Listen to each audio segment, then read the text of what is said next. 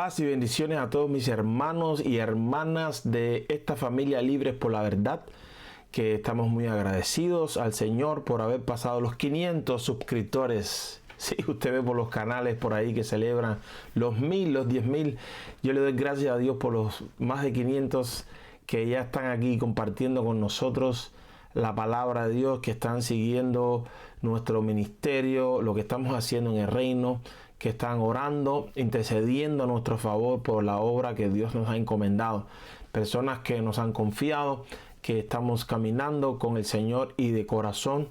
Muchas gracias a todos, a todos, a todos. Hoy quiero compartirles acá un estudio bíblico, un proverbio, o unos proverbios en realidad muy sabios, poderosos para transformar nuestra conducta. Y quiero hablarles de 7 cosas detestables. Sin más, entramos en materia. El tema de este estudio, 7 cosas que Dios aborrece. Nos vamos a estar basando en la lectura en Proverbios capítulo 6, versículos del 12 al 19. Y vamos a compartir aquí la pantalla. Leo acá de la traducción Reina Valera actualizada. El hombre depravado, el hombre inicuo, anda en la perversidad de boca. Guiña los ojos, hace señas con sus pies e indica con sus dedos. Perversidades hay en su corazón. En todo tiempo anda pensando el mal, provocando discordia. Por eso su calamidad vendrá de repente. Súbitamente será quebrantado y no habrá remedio. 6 cosas aborrece Jehová y aún 7 abomina su alma. Los ojos altivos, la lengua mentirosa, las manos que derraman sangre inocente, el corazón que maquina pensamientos inicuos, los pies que se apresuran a correr al mal, el testigo falso que habla mentiras y el que provoca discordia entre hermanos. Nosotros nos vamos a estar basando, el pasaje, el versículo central, está acá en el versículo 16. 6 cosas aborrece Jehová y aún 7 abomina su alma. 7 comportamientos destructivos. El pasaje que estudiaremos hoy nos enseña que hay 7 cosas que Jehová nuestro Dios aborrece. ¿Qué significa esto? Usted sabe que acá nos gusta revisar conceptos, buscar la palabra que está detrás en los manuscritos, ya que estas cosas no se dijeron originalmente ni en español, ni en alemán, ni en inglés. Hace poco tuve una situación donde alguien estaba buscando en un idioma, en su Biblia, una palabra que yo dije en el hebreo y no la encontraba. Y claro que no la va a encontrar. Así como si usted busca en una traducción inglesa una palabra que yo diga en español, no la va a encontrar. Por eso acá queremos revisar los conceptos. Esta palabra se dijo en hebreo y la palabra que dice 6 cosas aborrece es la palabra sané, que significa aborrecer, detestar, ser hostil, odiar, ser enemigo, rechazar. Y fíjese que literalmente el pasaje dice que Jehová aborrece, que se puede decir Jehová odia. Hay quien no se puede imaginar que esta frase se le puede aplicar a Dios, pero no solamente aquí, sino en otros pasajes. La Biblia lo dice claramente cuando se habla de abominar, aborrecer, ser hostil. Todas estas cosas son sinónimos. Y también usa la palabra Toevá, que significa detestar, tener repulsión o resistir. Estas 7 prácticas o conductas del ser humano provocan el rechazo de Dios. Como peor consecuencia, conducen a un estado de enemistad con el Creador, provocando un distanciamiento a causa de la repulsión que le produce.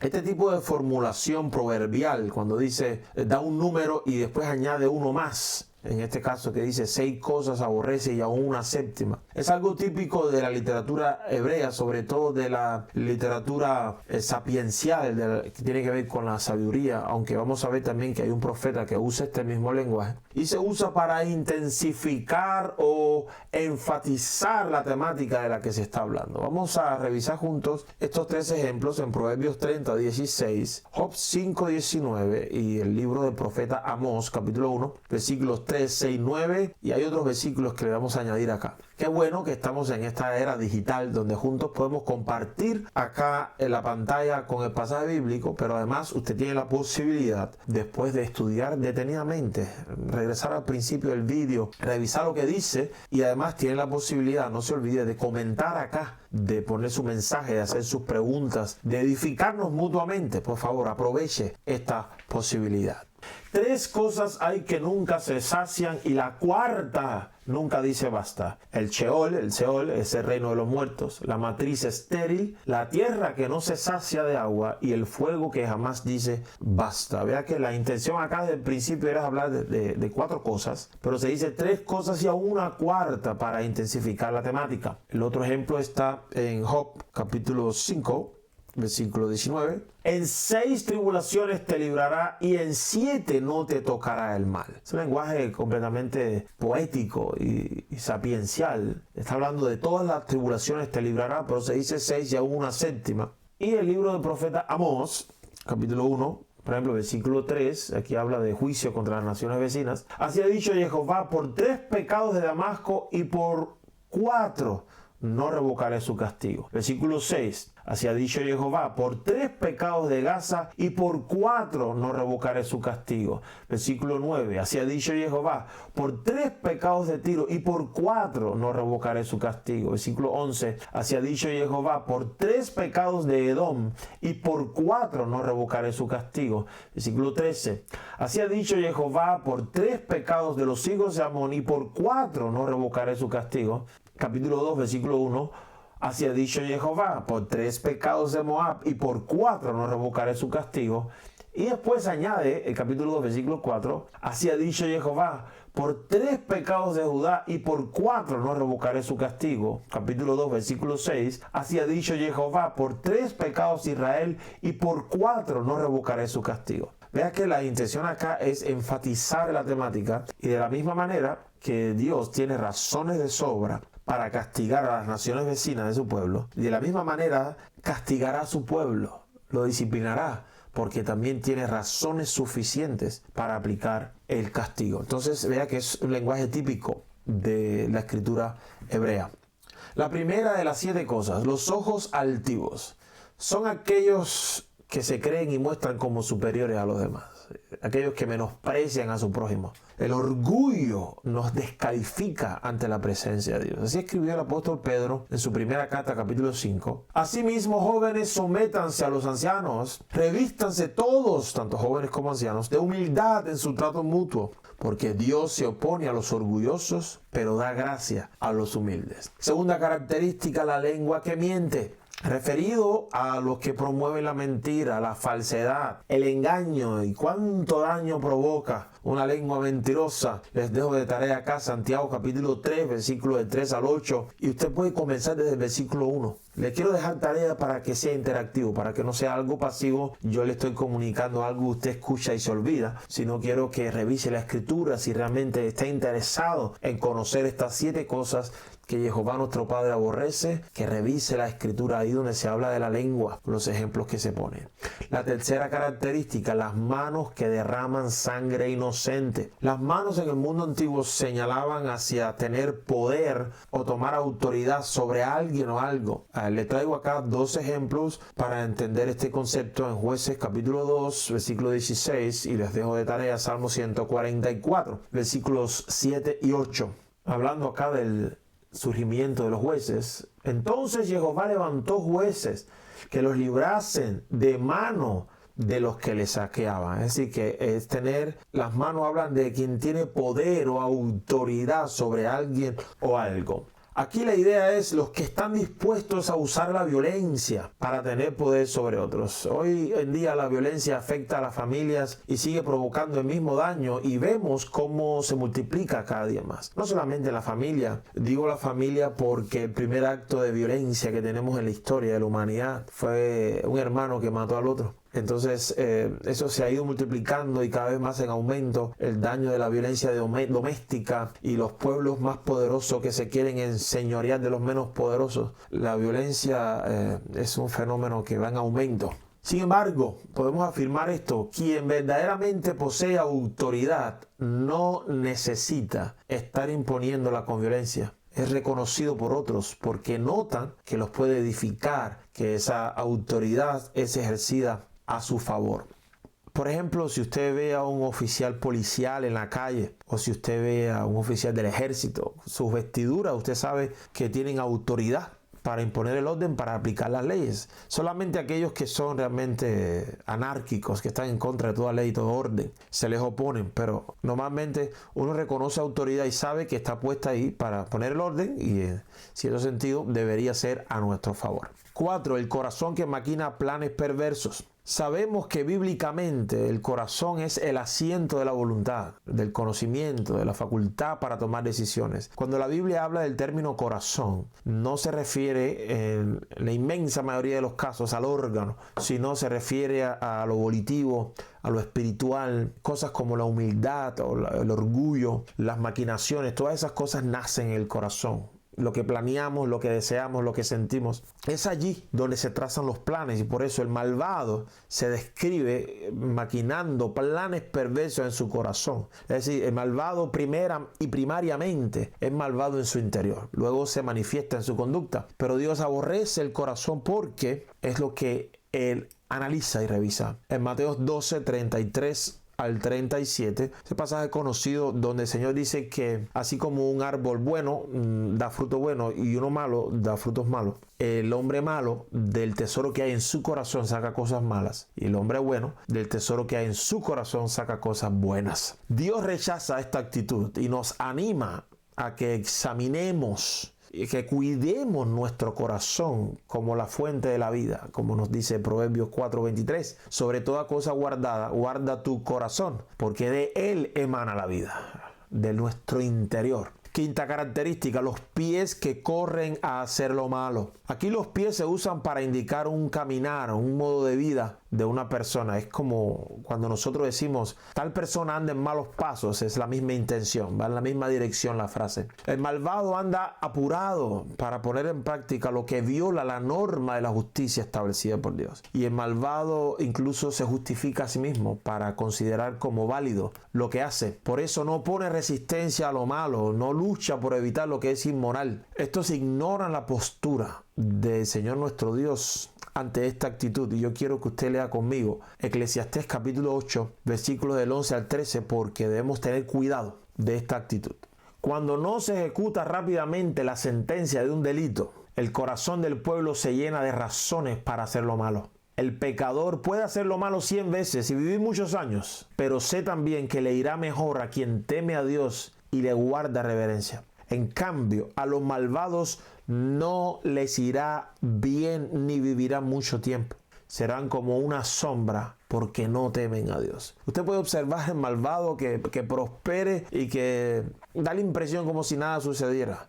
Dios nos afirma que no le irá bien y no se alargarán sus días. Así que si usted ve un malvado que vive por mucho tiempo, en realidad podría haber vivido mucho más. Sexta característica, el testigo falso que esparce mentira. Si supiéramos realmente el daño que hace estar regando falsos testimonios de otras personas, yo creo que ni siquiera nos atreveríamos a pensar en dar falso testimonio. Pero es que ignoramos el daño y el alcance del daño que ocasiona cuando nosotros tenemos este tipo de acciones con otras personas. El dar falso testimonio viola abiertamente el mandamiento de amar al prójimo como uno mismo. Si nos detuviésemos a pensar lo que sucedería con nuestras vidas si la gente da falso testimonio, si nos detuviésemos a considerar que un falso testimonio se da generalmente a una persona que le gusta escuchar y compartir lo que escucha, entendiésemos que es casi imposible después borrar ese falso testimonio sobre una persona. Si nosotros lográsemos meditar en esto, pondríamos en práctica el amar al prójimo como uno mismo, evitando hacerle a los demás lo que no nos gusta que nos haga a nosotros. Dios siempre ha deseado que su pueblo evite los falsos testimonios. Es por eso que está en su ley, en su Torá, en su instrucción, está marcada con toda claridad la prohibición de dar falsos testimonios en Éxodo 20:16. También en otras instrucciones comunitarias, como en Deuteronomio 19, versículos de 15 al 21. Se dice que el falso testigo esparce, literalmente en el hebreo, dice respira mentiras, lo que implica que gasta energía en lo que dice y hace. Y para el malvado que pasa la vida esparciendo falso testimonio de los demás, esta característica se vuelve algo tan natural como el respirar. Sin embargo, Proverbios 19, versículo 5 dice lo siguiente: el testigo falso no quedará sin castigo. El que esparce mentiras no saldrá bien librado. Cuando hablamos mal de una gente ante otra, hay una intención en lo que estamos haciendo. No es algo casual. No es, ay, se me fue. No. Hay un objetivo que se quiere lograr. Y es el dañar la reputación o el testimonio de aquel de quien estamos hablando delante de aquel a quien le estamos hablando. No se da falso testimonio de las personas por casualidad. Si no hay una intención clara, definida de poner mal a esa persona de la quien estamos hablando delante de aquella o de aquellas a quienes le estamos hablando. Amado, Dios no ignora esto ni lo deja pasar por alto, porque Él sabe el daño que causa no solamente a la persona en cuestión, sino a todas las que se relacionan con esa persona. Si alguien viene a hablarnos mal de otra persona, el Señor quiere que aprendamos a actuar con justicia. La Biblia enseña claramente que hay que hacer. Si me vienen con un comentario de otra persona, yo tengo que ir a hablar con esa persona para comprobar si es verdad. Muchas veces usted se va a dar cuenta de que no, yo no te dije, yo te dije, no, yo no lo dije así, yo lo dije así, tú lo entendiste mal. Y te vas a dar cuenta de que la intención no era compartir la verdad, ni corregir un problema, ni una conducta inadecuada, sino simplemente esparcir mentiras, falsos testimonios de esa persona. Y la Biblia nos dice, si la persona no te escucha, lleva 2 o 3 testigos. La Biblia dice que todo asunto se resuelve por el testimonio de 2 o 3 testigos. Nosotros deberíamos abandonar la conducta de creer todo lo que nos cuentan de otra persona. ¿Por qué? Porque terminamos esparciendo comentarios de otras personas que nos traerán consecuencias a nosotros y ni siquiera estuvimos presentes cuando pasó eso. Aprendamos a actuar con justicia cuando alguien te viene a dar un falso testimonio o un testimonio de una persona, porque al inicio uno no sabe si es falso. Detén, dile a la persona, ya hablaste con ella, ya hablaste con él. Vamos a hablar con ella, vamos a hablar con él. Esto nos evitaría muchos problemas, sobre todo que Dios aborrece el falso testimonio. Y la séptima, Dios aborrece, detesta a quien siembra discordia entre hermanos. Esto es enviar, esparcir, dejar caer comentarios, juicios enredados, palabras distorsionadas que ponen a una persona en contienda o en discusión con otra, creándoles un problema. Es algo similar al falso testimonio, pero la diferencia acá es que la intención aquí es provocar discordia entre las personas. Vamos a leer juntos Proverbios capítulo 26, versículos 20 al 22. Sin leña se apaga el fuego, y donde no hay chismoso, cesa la contienda. El carbón es para las brasas, la leña para el fuego, y el hombre rencilloso para provocar peleas. Las palabras del chismoso parecen suaves, pero penetran hasta lo recóndito del ser. ¿Qué proverbios estos? ¿Qué sabiduría en estas cosas?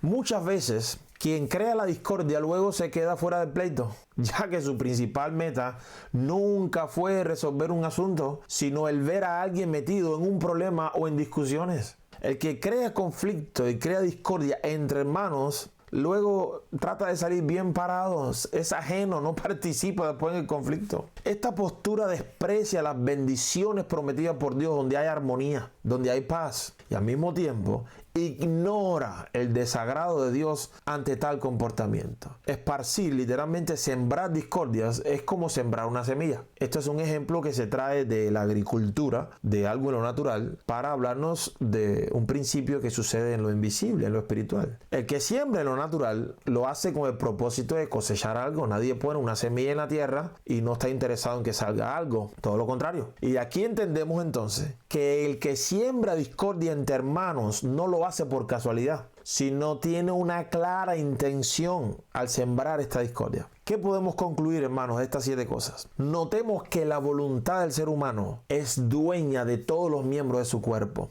Todas estas actitudes aborrecibles al Señor, aunque están ocultas en el interior del ser humano, se manifiestan en la manera de vivir. Nosotros vimos en el Proverbio 6, cuando empezamos, que habla de hace seña con los ojos, extiende las manos, señala, habla, usa la lengua, sus pasos lo conduce, siembra discordia. Vea que toda la actitud que se manifiesta en el exterior procede del interior. Por lo tanto, el corazón, la voluntad, las intenciones que están en lo invisible dominan toda nuestra conducta. Cuando Dios detesta estas cosas, no solamente detesta la acción que se da, sino el corazón del cual salieron. Por eso la palabra nos anima a cambiar esto, si es que participamos de ella, a tener cuidado de no caer en ella. ¿Por qué? Porque Dios las aborrece. Las consecuencias de este tipo de actitudes son negativas y destructivas. La Escritura confirma que para quien así actúe hay una consecuencia de camino. Usted sabe que a veces pasa algo malo y da la impresión como que no va a suceder nada, pero la Escritura nos dice lo contrario. En el proverbio que leímos, el capítulo 6, versículos 14 y 15 dice: perversidades hay en su corazón, el corazón del malvado, del impío. En todo tiempo anda pensando en el mal, provocando discordia. Por eso, esta es la sentencia: su calamidad vendrá de repente, súbitamente será quebrantado y no habrá remedio.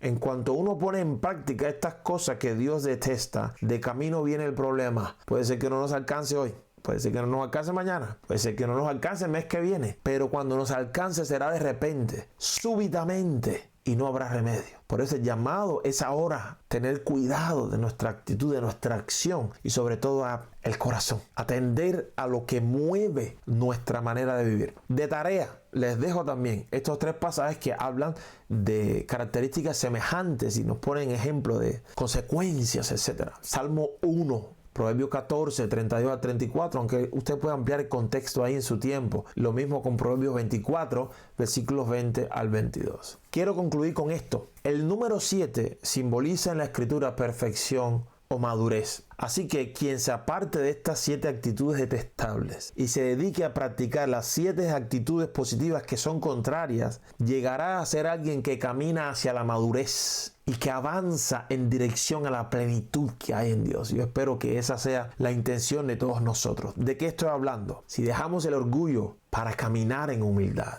si cambiamos la mentira, el hablar la mentira por decir la verdad, si dejamos la violencia para señorear sobre otros y decidimos servirles en lugar de actuar con violencia, cuando dejamos de maquinar planes perversos y comenzamos a planear cosas que edifiquen y bendigan, cuando detenemos nuestros pasos de ir a lo malo y nos encaminamos hacia lo bueno, cuando cerramos nuestra boca a los falsos testimonios y en lugar comenzamos a hablar lo positivo que hay en otros. Qué fácil nos olvidamos nosotros de las cosas buenas que nos hacen y nos enfocamos simplemente en la persona cuando falla, en lo malo. Qué fácil nos enfocamos en el déficit que no tenemos y nos olvidamos de resaltar lo que sí tenemos, lo que la gente tiene como cosa positiva. Deberíamos entrenarnos más en hablar lo positivo que hay en otros. Y séptimo, si dejamos de fomentar las discordias entre hermanos y comenzamos a promover la paz, es mucho mejor. Como siempre, ha sido un placer compartirles la palabra de Dios. Un like nos ayuda porque promueve el vídeo en la plataforma de YouTube. Más que un like, nos bendice que usted comparta esta enseñanza con otros. Y más que todo eso, la intención primaria es que usted aplique, cuando usted reciba la palabra y la considere como de parte de Dios, la considere como acorde a lo que está escrito, pues empieza a ponerla en práctica. Si usted está hasta este momento del vídeo, hasta casi el final, significa que ha estado interesado por la enseñanza. Por eso quiero compartirle a gente como usted que está ahí estos motivos de oración. Primero, pronto estaremos saliendo de viaje misionero hacia el Caribe. Ténganos en oración. Yo voy a hacer todo el esfuerzo posible por estar reportando en el canal lo que Dios está respondiendo a sus oraciones. Segundo, nos visitaron hace poco hermanos de la India y los testimonios son fuertes de lo que está pasando allá. Tenga en oración a nuestros hermanos allá. Tercero, ore por la paz de Israel. Usted ve lo que está pasando ahí. Ore para que el Señor proteja a su pueblo y le dé la victoria. Hay otros lugares en crisis como en el sur de Brasil. No sé si está al tanto de lo que está pasando. Por favor, ore por esa nación, por las personas de esa nación que están pasando una situación increíblemente difícil. En Ucrania, en la guerra que hay con Rusia, en África, hay tantas cosas. Por favor, no cese de orar para que el príncipe de paz regrese a establecer la paz en la tierra. Así que Jehová le bendiga y le guarde. Jehová haga resplandecer su rostro sobre ti, tenga de ti abundante misericordia. Jehová fije en ti su mirada para hacerte bien y ponga en ti su shalom, su paz. Y que esa paz que sobrepasa todo entendimiento del ser humano guarde tu corazón y tus pensamientos en Yeshua Mashiach, en Jesús nuestro Mesías. Amén y amén.